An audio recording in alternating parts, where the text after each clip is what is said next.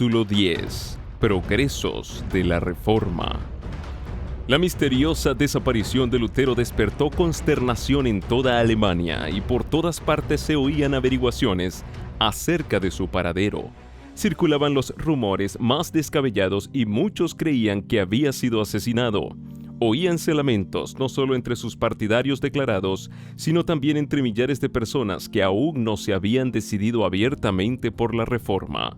Muchos se comprometían por juramento solemne a vengar su muerte. Los principales jefes del romanismo vieron aterrorizados a qué grado había llegado la animosidad contra ellos, y aunque al principio se habían regocijado por la supuesta muerte de Lutero, pronto desearon huir de la ira del pueblo. Los enemigos del reformador no se habían visto tan preocupados por los actos más atrevidos que cometiera mientras estaba entre ellos, como por su desaparición. Los que en su ira habían querido matar al arrojado reformador estaban dominados por el miedo ahora que él no era más que un cautivo indefenso. El único medio que nos queda para salvarnos, dijo uno, consiste en encender antorchas e ir a buscar a Lutero por toda la tierra para devolverle a la nación que le reclama. El edicto del emperador parecía completamente ineficaz. Los legados del Papa se llenaron de indignación al ver que dicho edicto llamaba menos la atención que la suerte de Lutero. Las noticias de que él estaba en salvo, aunque prisionero, calmaron los temores del pueblo y hasta acrecentaron el entusiasmo en su favor. Sus escritos se leían con mayor avidez que nunca antes. Un número siempre creciente de adeptos se unía a la causa del hombre heroico que frente a desventajas abrumadoras defendía la palabra de Dios. La reforma iba cobrando constantemente fuerzas. La semilla que Lutero había sembrado brotaba en todas partes. Su ausencia realizó una obra que su presencia no habría realizado. Otros obreros sintieron nueva responsabilidad al serles quitado su jefe y con nueva fe y ardor se adelantaron a hacer cuanto pudiesen para que la obra tan noblemente comenzada no fuese estorbada. Satanás, empero, no estaba ocioso. Intentó lo que ya había intentado en otros movimientos de reforma, es decir, engañar y perjudicar al pueblo, dándole una falsificación en lugar de la obra verdadera. Así como hubo falsos cristos en el primer siglo de la Iglesia cristiana, así también se levantaron falsos profetas en el siglo XVI. Unos cuantos hombres afectados íntimamente por la agitación religiosa se imaginaron haber recibido revelaciones especiales del cielo y se dieron por designados divinamente para llevar a feliz término la obra de la Reforma, la cual, según ellos, había sido débilmente iniciada por Lutero. En realidad, lo que hacían era deshacer la obra que el reformador había realizado. Rechazaban el gran principio que era la base misma de la Reforma, es a saber, que la palabra de Dios es la regla perfecta de fe y práctica, y en lugar de tan infalible guía, sustituían la norma variable e insegura de sus propios sentimientos e impresiones. Y así, por haberse despreciado al único medio seguro de descubrir el engaño y la mentira, se abrió camino a Satanás para que a su antojo dominase los espíritus. Uno de estos profetas aseveraba haber sido instruido por el ángel Gabriel. Un estudiante que se le unió abandonó los estudios declarándose investido de poder por Dios mismo para exponer su palabra. Se les unieron otros, de por sí inclinados al fanatismo. Los procederes de estos iluminados crearon mucha excitación. La predicación de Lutero había hecho sentir al pueblo en todas partes la necesidad de una reforma, y algunas personas de buena fe se dejaron extraviar por las pretensiones de los nuevos profetas. Los cabecillas de este movimiento fueron a Wittenberg y expusieron sus exigencias a Melanchthon y a sus colaboradores. Decían: somos enviados por Dios para enseñar al pueblo. Hemos conversado familiarmente con Dios y por lo tanto sabemos lo que ha de acontecer. Para decirlo en una palabra, somos apóstoles y profetas y apelamos al doctor Lutero. Los reformadores estaban atónitos y perplejos. Era este un factor con que nunca habían tenido que habérselas y se hallaban sin saber qué partido tomar. Melanchthon dijo: hay en verdad espíritus extraordinarios en estos hombres, pero ¿qué espíritus serán? Por una parte debemos precavernos de contristar el espíritu de Dios y por otra de ser seducidos por el espíritu de Satanás. Pronto se dio a conocer el fruto de toda esta enseñanza. El pueblo fue inducido a descuidar la Biblia o a rechazarla del todo. Las escuelas se llenaron de confusión. Los estudiantes, despreciando todas las sujeciones, abandonaron sus estudios y se separaron de la universidad. Los hombres que se tuvieron a sí mismos por competentes para reavivar y dirigir la obra de la Reforma lograron solo arrastrarla al borde de la ruina. Los romanistas, recobrando confianza, exclamaban alegres: un esfuerzo más y todo será nuestro. Al saber Lutero en la Wartburg lo que ocurría, dijo, con profunda consternación: siempre esperaba yo que Satanás nos mandara esta plaga. Se dio cuenta del verdadero carácter de estos fementidos profetas y vio el peligro que amenazaba a la causa de la verdad. La oposición del Papa y del Emperador no le habían sumido en la perplejidad y congoja que ahora experimentaba. De entre los que profesaban ser amigos de la Reforma, se habían levantado sus peores enemigos. Las mismas verdades que le habían producido tan profundo regocijo y consuelo eran empleadas para despertar pleitos y confusión en la Iglesia. En la obra de la Reforma, Lutero había sido impulsado por el Espíritu de Dios y llevado más allá de lo que pensara. No había tenido el propósito de tomar tales resoluciones ni de efectuar cambios tan radicales. Había sido solamente instrumento en manos del poder infinito. Sin embargo, temblaba a menudo por el resultado de su trabajo. Dijo una vez: si yo supiera que mi doctrina hubiera dañado a un ser viviente por pobre y obscuro que hubiera sido, lo que es imposible, pues ella es el mismo Evangelio, hubiera preferido mejor morir 10 veces antes que negarme a retractarme. Y ahora hasta el mismo Wittenberg, el verdadero centro de la Reforma, caía rápidamente bajo el poder del fanatismo y de los desórdenes. Esta terrible situación no era efecto de las enseñanzas de Lutero, pero no obstante, por toda Alemania, sus enemigos se la achacaban a él. Con el ánimo deprimido, preguntábase a veces a sí mismo: ¿será posible que así remate la gran obra de la Reforma? Pero cuando hubo orado fervientemente al respecto, volvió la paz a su alma. La obra no es mía, sino tuya, decía él, y no consentirás que se malogre por causa de la superstición o del fanatismo. El solo pensamiento de seguir apartado del conflicto en una crisis tal le era insoportable, de modo que decidió volver a Wittenberg. Sin más tardar arriesgó el viaje. Se hallaba proscrito en todo el imperio. Sus enemigos tenían libertad para quitarle la vida y a sus amigos les era prohibido protegerle. El gobierno imperial aplicaba las medidas más rigurosas contra sus adherentes, pero vio que peligraba la obra del Evangelio, y en el nombre del Señor se adelantó sin miedo a combatir por la verdad. En una carta que dirigió al elector después de manifestar el propósito que alentaba de salir de la Wartburg, decía: «Sepa su Alteza que me dirijo a Wittenberg bajo la protección más valiosa que la de príncipes y electores.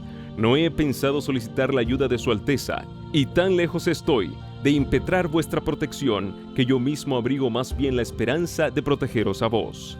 Si supiese yo que su Alteza quería o podría tomar mi defensa, no iría a Wittenberg. Ninguna espada material puede adelantar esta causa. Dios debe hacerlo todo sin la ayuda o cooperación del hombre. El que tenga más fe será el que podrá presentar mejor defensa». En una segunda carta que escribió camino de Wittenberg, añadía Lutero: «Heme aquí, dispuesto a sufrir la reprobación de su Alteza y el enojo del mundo entero. ¿No son los vecinos de Wittenberg mi propia grey? ¿No los encomendó Dios a mi cuidado? ¿Y no deberé, si es necesario, dar mi vida por amor a ellos? Además, temo ver una terrible revuelta en Alemania que ha de acarrear a nuestro país el castigo de Dios». Con exquisita precaución y humildad, pero a la vez con decisión y firmeza, volvió Lutero a su trabajo. Con la Biblia, dijo, debemos rebatir y echar fuera lo que logró imponerse por medio de la fuerza. Yo no deseo que se valgan de la violencia contra los supersticiosos y los incrédulos. No hay que constreñir a nadie. La libertad es la esencia misma de la fe. Pronto se supo por todo Wittenberg que Lutero había vuelto y que iba a predicar. El pueblo acudió de todas partes, al punto que no podía caber en la iglesia. Subiendo al púlpito, instruyó el reformador a sus oyentes. Con notable sabiduría y mansedumbre, los exhortó y los amonestó, refiriéndose en su sermón a las medidas violentas de que algunos habían echado mano para abolir la misa. Dijo: «La misa es una cosa mala. Dios se opone a ella. Debería abolirse y yo desearía que en su lugar se estableciese en todas partes la Santa Cena del Evangelio. Pero no apartéis de ella a nadie por la fuerza. Debemos dejar el asunto en manos de Dios. No somos nosotros los que hemos de obrar, sino su palabra. ¿Y por qué? Me preguntaréis, porque los corazones de los hombres no están en mis manos como el barro en las del alfarero. Tenemos derecho de hablar, pero no tenemos derecho de obligar a nadie. Prediquemos y confiemos lo demás a Dios. Si me resuelvo a hacer uso de la fuerza, ¿qué conseguiré? ¿Fingimientos, formalismo, ordenanzas humanas, hipocresía? Pero en todo esto no se hallará sinceridad de corazón, ni fe, ni amor. Y donde falte esto, todo falta. Y yo no daría ni una paja por celebrar una victoria de esta índole. Dios puede hacer más mediante el mero poder de su palabra que vosotros y yo y el mundo entero con nuestros esfuerzos unidos. Dios sujeta el corazón y una vez sujeto, todo está ganado. Estoy listo para predicar, alegar y escribir, pero a nadie constreñiré, porque la fe es un acto voluntario. Recordad todo lo que ya he hecho. Me encaré con el Papa, combatí las indulgencias y a los papistas, pero sin violencia, sin tumultos. Expuse con claridad la palabra de Dios, prediqué y escribí. Esto es todo lo que hice. Y sin embargo, mientras yo dormía, la palabra que había predicado afectó al papado como nunca le perjudicó príncipe ni emperador alguno. Y sin embargo nada hice, la palabra sola lo hizo todo. Si hubiese yo apelado a la fuerza, el suelo de Alemania habría sido tal vez inundado con sangre. Pero ¿cuál hubiera sido el resultado? La ruina y la destrucción del alma y del cuerpo. En consecuencia, me quedo quieto y dejo que la palabra se extienda a lo largo y a lo ancho de la tierra. Por 7 días consecutivos predicó Lutero a las ansiosas muchedumbres. La palabra de Dios quebrantó la esclavitud del fanatismo. El poder del Evangelio hizo volver a la verdad al pueblo que se había descarriado. Lutero no deseaba verse con los fanáticos cuyas enseñanzas habían causado tan grave perjuicio. Harto los conocía por hombres de escaso juicio y de pasiones desordenadas, y que pretendiendo ser iluminados directamente por el cielo, no admitirían la menor contradicción ni atenderían a un solo consejo ni a un solo cariñoso reproche. Arrogándose la suprema autoridad, exigían de todos que, sin la menor resistencia, reconociesen lo que ellos pretendían. Pero como solicitasen una entrevista con él, consintió en recibirlos y denunció sus pretensiones con tanto éxito que los impostores se alejaron en el acto de Wittenberg. El fanatismo quedó detenido por un tiempo, pero pocos años después resucitó con mayor violencia y logró resultados más desastrosos. Respecto a los principales directores de este movimiento, dijo Lutero, para ellos las Sagradas Escrituras son letra muerta. Todos gritan, ¡el Espíritu, el Espíritu! Pero yo no quisiera ir, por cierto, a donde su Espíritu los guía. Plegue a Dios, en su misericordia, guardarme de pertenecer a una iglesia en la cual solo haya santos. Deseo estar con los humildes, con los débiles, con los enfermos, todos los cuales conocen y sienten su pecado y suspiran y claman de continuo a Dios desde el fondo de sus corazones, para que Él los consuele y los sostenga.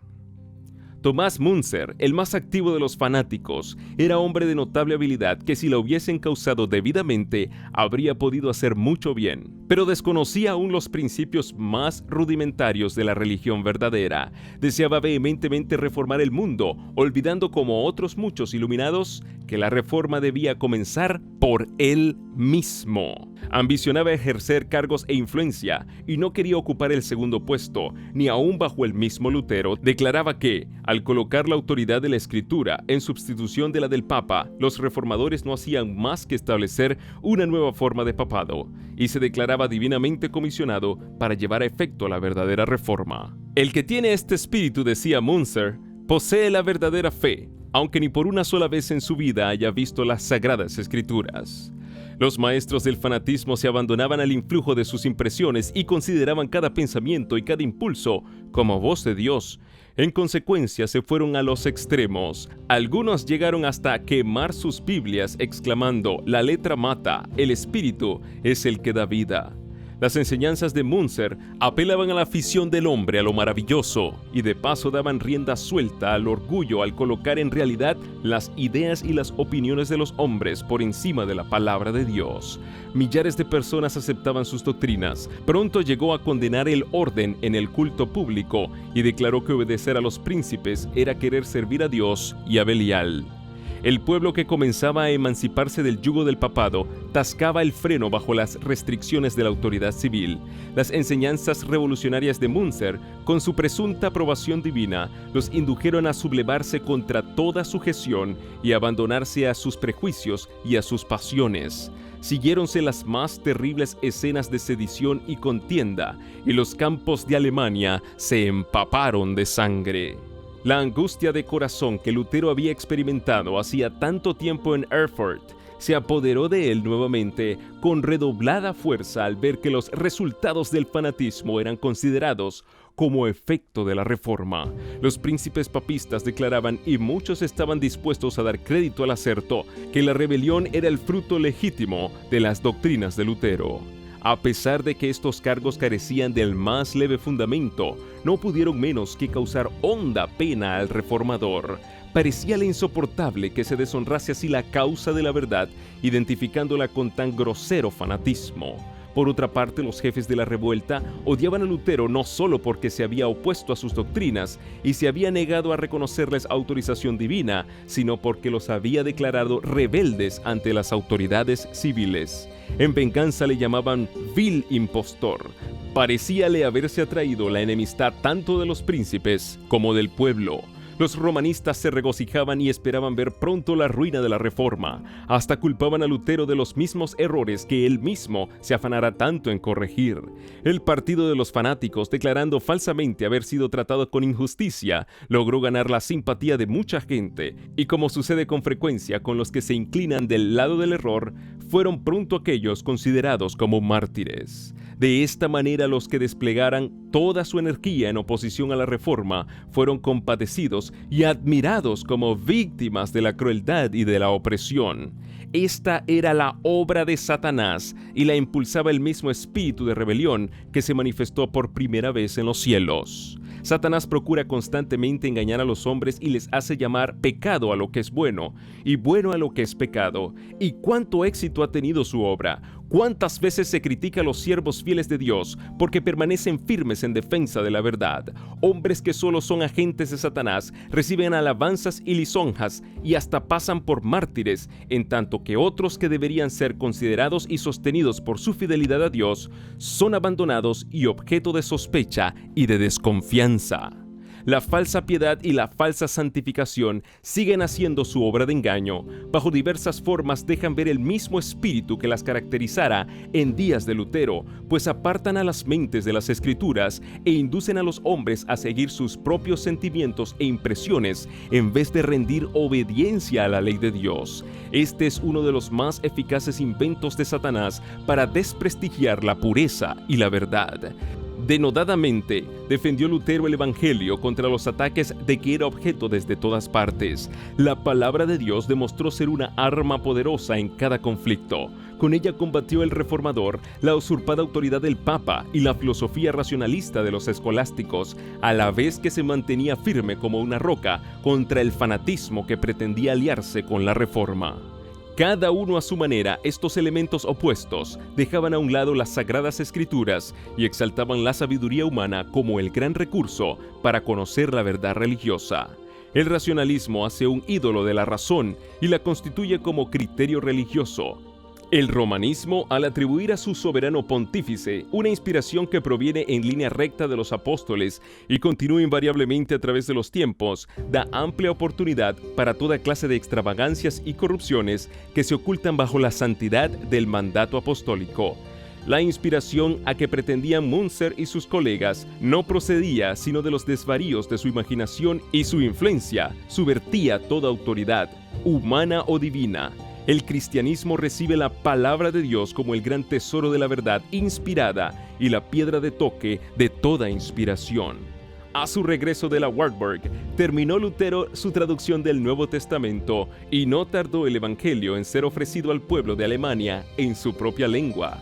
Esta versión fue recibida con agrado por todos los amigos de la verdad, pero fue vilmente desechada por los que preferían dejarse guiar por las tradiciones y los mandamientos de los hombres. Se alarmaron los sacerdotes al pensar que el vulgo iba a poder discutir con ellos los preceptos de la palabra de Dios y descubrir la ignorancia de ellos. Las armas carnales de su raciocinio eran impotentes contra la espada del Espíritu. Roma puso en juego toda su autoridad para impedir la circulación de las Santas Escrituras, pero los decretos, los anatemas y el mismo tormento eran inútiles. Cuanto más se condenaba y prohibía la Biblia, mayor era el afán del pueblo por conocer lo que ella enseñaba. Todos los que sabían leer deseaban con ansia estudiar la palabra de Dios por sí mismos. La llevaban consigo, la leían y releían, y no se quedaban satisfechos antes de saber grandes trozos de ella de memoria.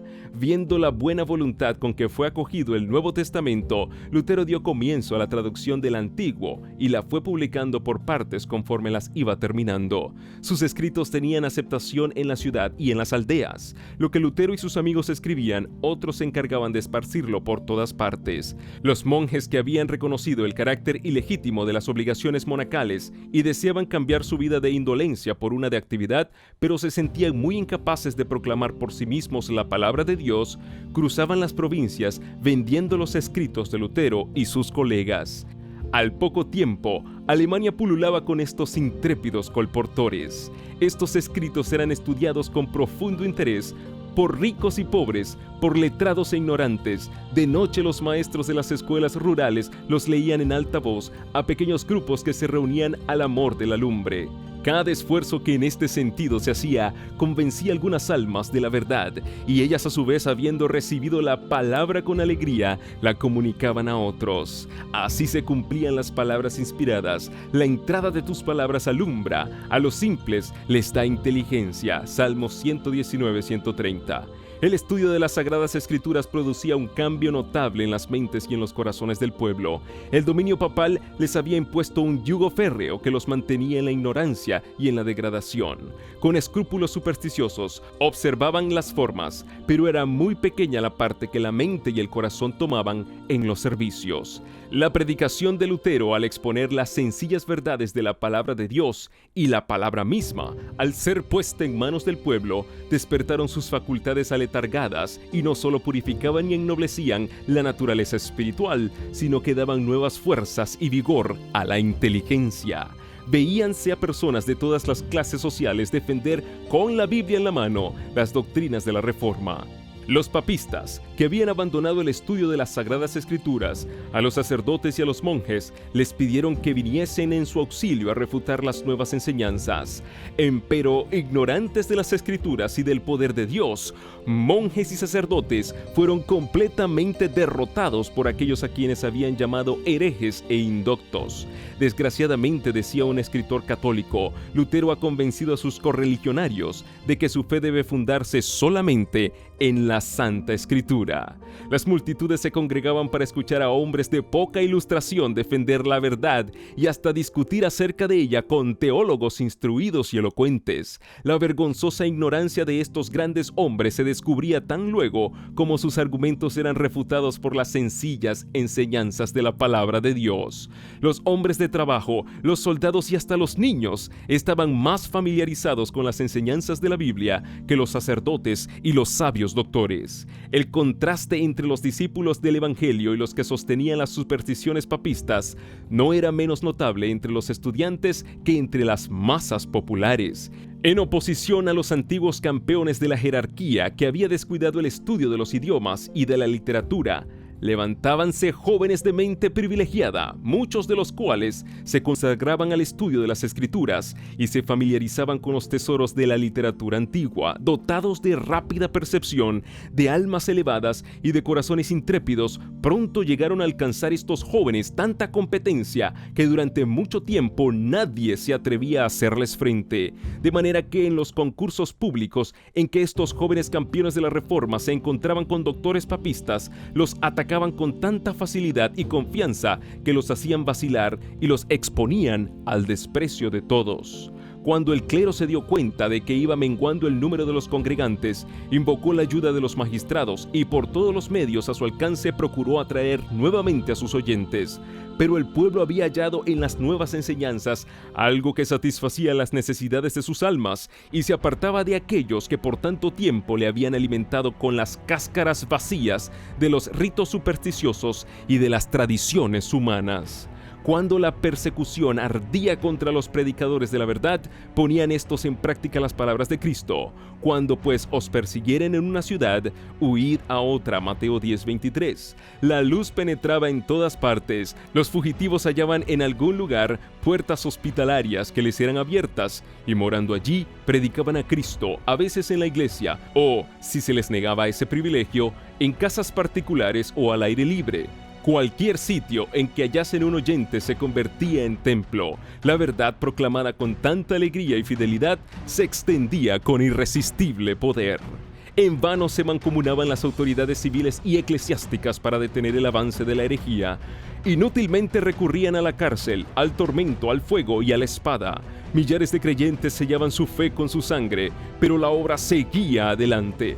La persecución no servía sino para hacer cundir la verdad, y el fanatismo que Satanás intentara unir a ella no logró sino hacer resaltar aún más el contraste entre la obra diabólica y la de Dios.